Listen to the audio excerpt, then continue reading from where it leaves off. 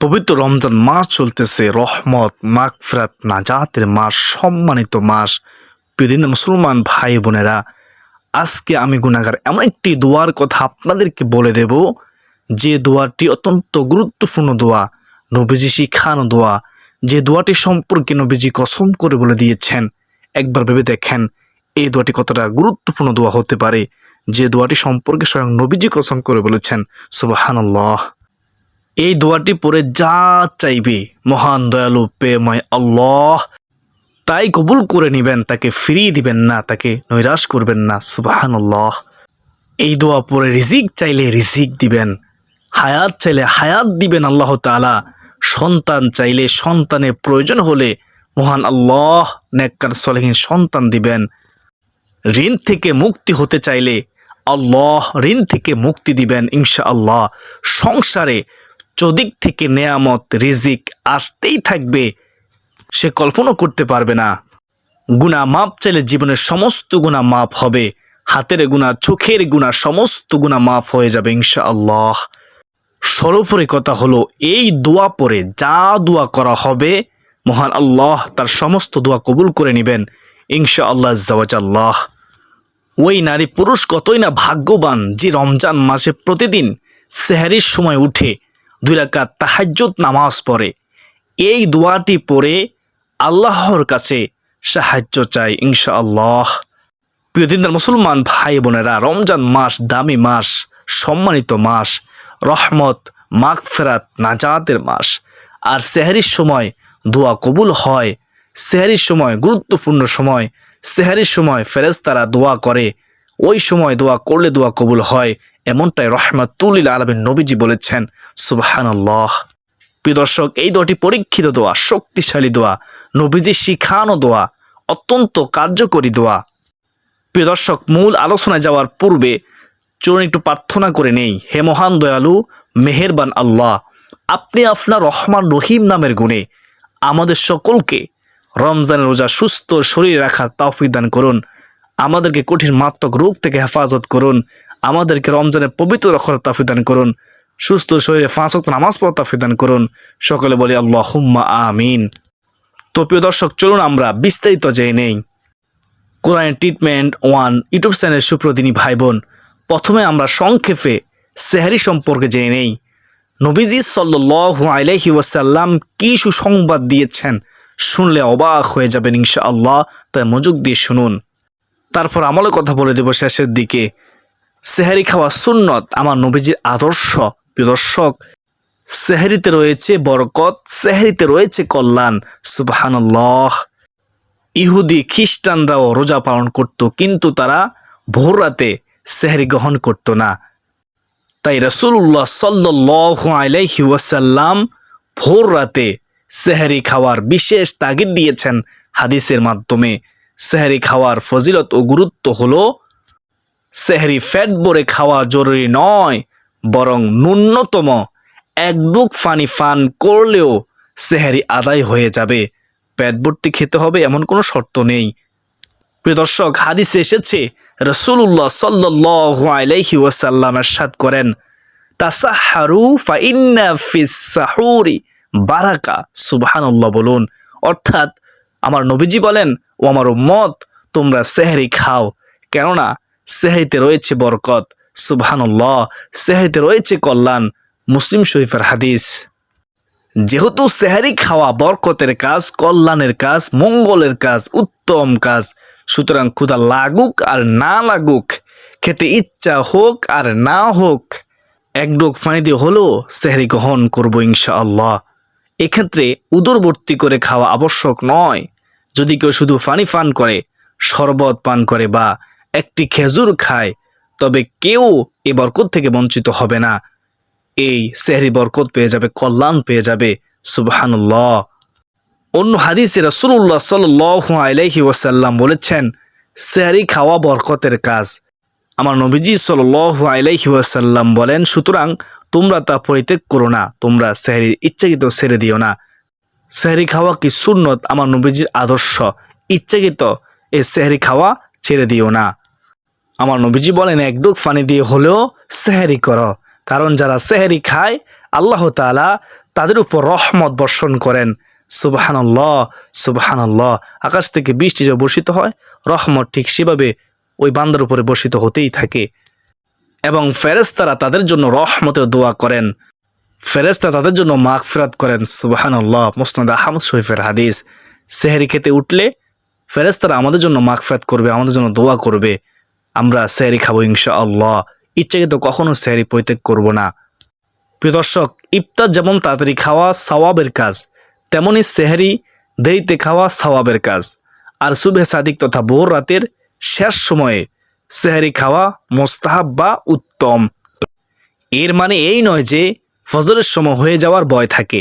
রাসূলুল্লাহ সাল্লাল্লাহু আলাইহি ওয়াসাল্লাম বলেছেন, আল্লাহ তাআলা সকল আম্বিয়া কেরামকে তাড়াতাড়ি ইফতার করার নির্দেশ দিয়েছেন।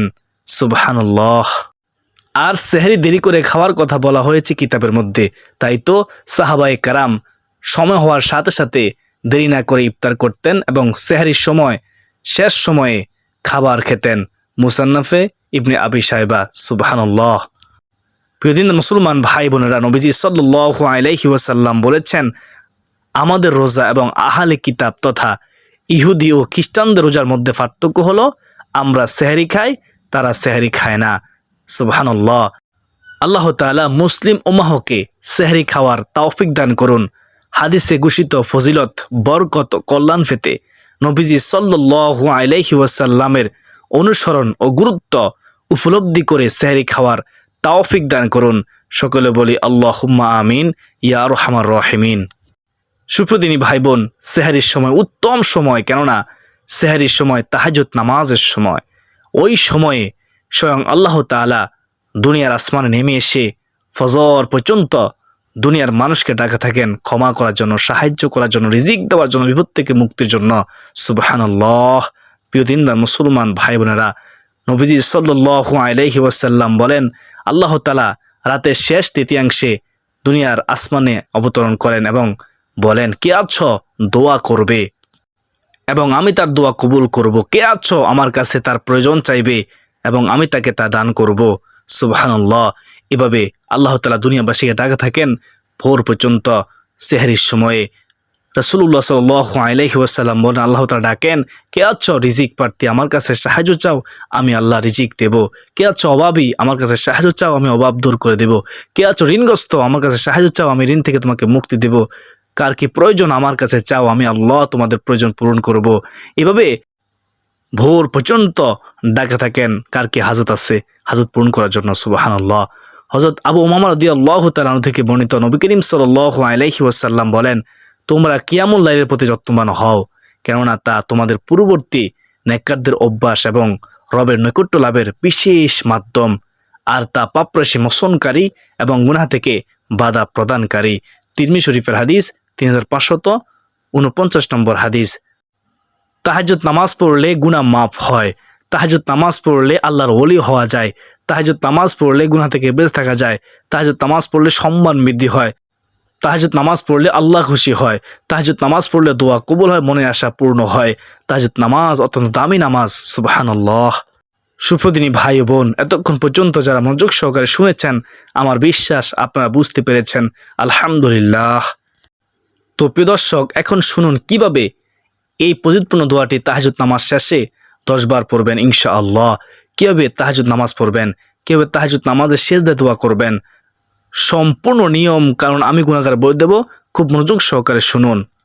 প্রিয় দর্শক, প্রথমত সেহরির সময় ঘুম থেকে উঠে নবীজির শিখানো দোয়াটি পড়বেন।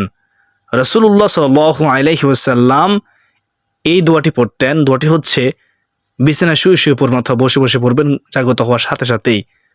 লা ইলাহা ইল্লাল্লাহু ওয়াহদাহু লা শারীকা লাহু লাহুল মুলকু ওয়া লাহুল হামদু ওয়া হুয়া আলা কুল্লি শাইইন কাদির ওয়ালহামদুলিল্লাহি ওয়া সুবহানাল্লাহি ওয়া লা ইলাহা ইল্লাল্লাহু আল্লাহু আকবার ওয়া লা হাওলা ওয়া লা কুওয়াতা ইল্লা বিল্লাহ। তারপরে বলবেন আল্লাহুম্মা গফিরলি। আমার নবীজি বলেছেন এই দোয়াটি পড়লে সমস্ত দোয়া কবুল করা হবে। সুবহানাল্লাহ।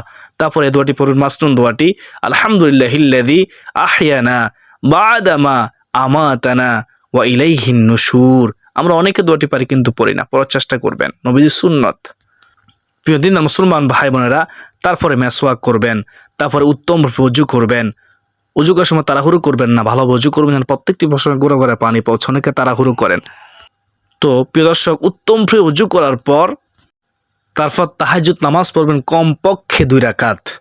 এই পবিত্র রমজান মাসে অবশ্যই সেহরির সময় জাগ্রত হয়ে কষ্ট করে উত্তম উজু করে 2 রাকাত নামাজ পড়ার চেষ্টা করবেন। আপনি চাইলে 2 রাকাত করে 4 রাকাত, 6 রাকাত, 8 রাকাত আপনি পড়তে পারেন। 2 রাকাত করে আপনি বেশিও পড়তে পারেন। প্রিয় দিনের মুসলমান ভাই বোনেরা, অনুরোধ করব কমপক্ষে এই রমজান মাসে সেহরের সময় উত্তম উজু করে 2 রাকাত নামাজ হলেও পড়বেন। নিয়ত হলো আমি আল্লাহ তাআলাকে সন্তুষ্টি করার জন্য 2 রাকাত তাহাজ্জুদ নামাজ পড়ার নিয়ত করলাম, আল্লাহু আকবার। এভাবে সহজে নিয়ত করে নেবেন, অনেকে তাড়াহুড়ো করেন। নিয়ত করার পর আল্লাহু আকবার বলে হাত উঠাবেন, তারপর হাত নামিয়ে হাত বাঁধবেন। মহিলারা বুকের মধ্যে হাত বাঁধবেন, পুরুষরা নাভির নিচে হাত বাঁধবেন। তারপর সানা পড়বেন, সুবহানাকা আল্লাহুম্মা ওয়া বিহামদিকা ওয়া তাবারাকা ইসমুকা ওয়া তাআলা জাদ্দুকা ওয়া লা ইলাহা গায়রুক। তারপর আউযু বিল্লাহি মিনাশ শাইতানির রাজিম ও বিসমিল্লাহির রহমানির রহিম সহকারে সূরাতুল ফাতিহা পড়বেন। সূরাতুল ফাতিহা পড়ার পর তারপর সূরাতুল ইখলাস 3 বার পড়বেন। সূরা ইখলাস আমরা সবাই পারি, প্রতি রাকাতে সূরা ফাতিহার সাথে সূরা ইখলাস 3 বার করে পড়বেন। তো প্রিয় মুসলমান ভাই বোনেরা, একেবারে সহজ। আপনি নামাজ যখন পড়বেন মনোযোগ সহকারে পড়বেন, তাড়াহুড়ো করবেন না, একমাত্র লিল্লাহি আল্লাহর জন্য পড়বেন। মনে রাখবেন, যদি তাড়াহুড়ো করেন নামাজ কবুল হবে না। রুকু সেজদা সম্পূর্ণ আদায় করবেন। সেজদায় আপনি দোয়া করবেন। কিভাবে দোয়া করবেন? প্রথমত সেজদা তাসবিহ প্রথমত পড়ে নেবেন, সুবহানা রব্বিয়াল আলা, সুবহানা রব্বিয়াল আলা, সুবহানা রব্বিয়াল আলা। 3 বার পড়ার পর অথবা 5 বার পড়ার পর অথবা 7 বার পড়ার পর সেজদার মধ্যে দোয়া করবেন। নিজের মনের ভাষাও দোয়া করতে পারেন। আপনি চাইলে কোরআন হাদিসের মধ্যে দোয়াগুলো পড়তে পারেন, অথবা আপনি এই দোয়াটি পড়তে পারেন। আল্লাহ তাআলা শিখানো দোয়া আমরা সবসময় পড়ে থাকি, রব্বানা আতিনা ফিদ দুনিয়া হাসানাতাও ওয়া ফিল আখিরাতি হাসানাতাও ওয়া কিনা আযাবান নার। এই দুটি সেজদার মধ্যে একবার হলেও পড়বেন। তো এভাবে প্রত্যেক রাকাতে সেজদায় আপনারা দোয়া করবেন সেজদা তাসবিহ পড়ার পরে। আশা করি সকলে বুঝতে পেরেছেন। এভাবে তাহাজ্জুদ নামাজ পড়ার পর তারপর শেষে 3 বার দুরূদ ইব্রাহিম পড়ে নেবেন ইনশাআল্লাহ। দুরূদ ইব্রাহিমটা হচ্ছে আল্লাহুম্মা সাল্লি আলা মুহাম্মাদি ওয়া আলা আলি মুহাম্মাদ কামা সাল্লাইতা আলা ইব্রাহিমা ওয়া আলা আলি ইব্রাহিম ইন্নাকা হামিদুম মাজিদ।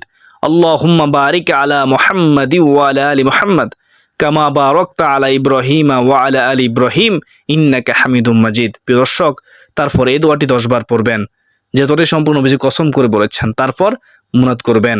দোয়াটি হচ্ছে আল্লাহুম্মা ইন্নী আসআলুকা বিআন্না লাকাল হামদা লা ইলাহা ইল্লা আনতাল হান্নানুল মান্নানু বাদিউস সামাওয়াতি ওয়াল আরদি ইয়া জাল জালালি ওয়াল ইকরাম ইয়া হাইয়্যু ইয়া কাইয়্যুমু আসআলুক, ইয়া হাইয়্যু ইয়া কাইয়্যুমু আসআলুক। দোয়াটা আমি আরো একবার বলতেছি, খেয়াল করুন। আল্লাহুম্মা ইন্নী আসআলুকা বিআন্না লাকাল হামদা লা ইলাহা ইল্লা আনতাল হান্নানুল মান্নানু বাদিউস সামাওয়াতি ওয়াল আরদি ইয়া জাল জালালি ওয়াল ইকরাম ইয়া হাইয়্যু ইয়া কাইয়্যুমু আসআলুক। এর অর্থ হলো, হে আল্লাহ, আমি তোমার কাছে প্রার্থনা করছি, কারণ তোমার জন্য সব প্রশংসা। তুমি ছাড়া প্রকৃতপক্ষে কোনো মাবুদ নেই। তুমি সবচেয়ে বড় দয়ালু, বড় দাতা। তুমি আসমান জমিনের স্রষ্টা, হে মর্যাদা ও দান করার মালিক, হে চিরঞ্জীব, হে প্রতিষ্ঠাতা। আমি তোমার কাছেই প্রার্থনা করি, তোমার কাছেই সাহায্য চাই। সুবহানাল্লাহ, কত সুন্দর দোয়ার অর্থ। এই দোয়াটি আপনারা 10 বার পড়বেন। তারপরে আপনারা মুনাত করবেন চোখের পানি ছেড়ে দিয়ে, বিশ্বাস রেখে মুনাত করবেন যে আমার আল্লাহ আমার দোয়া কবুল করবেনই করবেন, কারণ আমার আল্লাহ আমাকে ডাকতেছেন দোয়া কবুল করার জন্য, ক্ষমা করার জন্য, রিজিক দেওয়ার জন্য, বিপদ থেকে মুক্তির জন্য। অবশ্যই আমার আল্লাহ এখন এই ভোর রাতে সেহরির সময় দোয়া কবুলের সময় আমাকে আল্লাহ তাআলা ফিরিয়ে দিবেন, আমার দোয়া কবুল করবেন। এই আশা নিয়ে দোয়া করবেন চোখের পানি ছেড়ে দিয়ে। যদি হাল খাদ্য খেয়ে থাকেন তাহলে অবশ্যই দোয়া কবুল হবে ইনশাআল্লাহ। আল্লাহ তাআলা আমাদের সকলকে আমল করার তৌফিক দান করুন। সকলে বলি আল্লাহুম্মা আমিন। প্রিয় দর্শক, যেহেতু আজকের ভিডিওটি অনেক গুরুত্বপূর্ণ ছিল, তাই ভিডিওটি শেয়ার করে দিবেন ইনশাআল্লাহ, যেন সবাই এই দোয়াটি পড়তে পারে, এই আমল করতে পারে ইনশাআল্লাহ। আপনিও সওয়াবের ভাগীদার হবেন, আল্লাহ খুশি হবে, আল্লাহ রাসূল সাল্লাল্লাহু আলাইহি ওয়াসাল্লামও খুশি হবে। আসুন এ পর্যন্ত সকলে সুস্বাস্থ্য কামনা করে বিদায় নিচ্ছি। ওয়া মা আলাইনা ইল্লাল বালাগ। আসসালামু আলাইকুম ওয়া রাহমাতুল্লাহি ওয়া বারাকাতুহু।